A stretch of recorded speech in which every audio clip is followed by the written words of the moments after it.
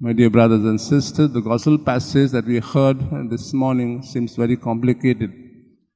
Matthew has given a sandwich where two events have taken place on 3 different days. He has put them into one passage, one in the evening, one next morning, and one. So 2 events are being sandwiched into one event.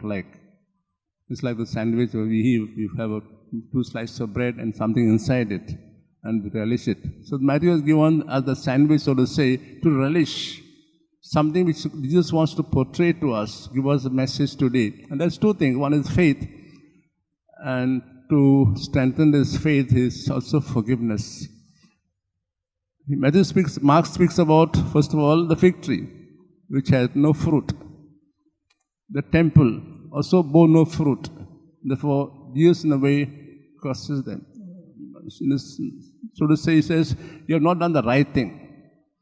You have made a temple, a place of prayer, into a marketplace.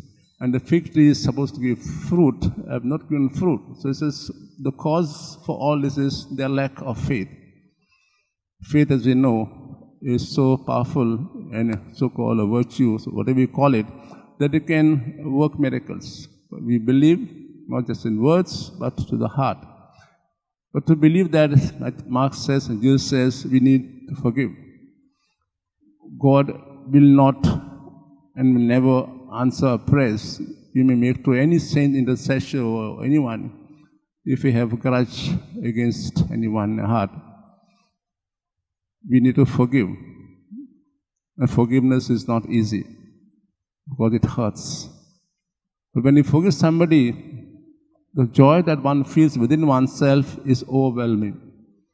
For today then, as we ponder on these 2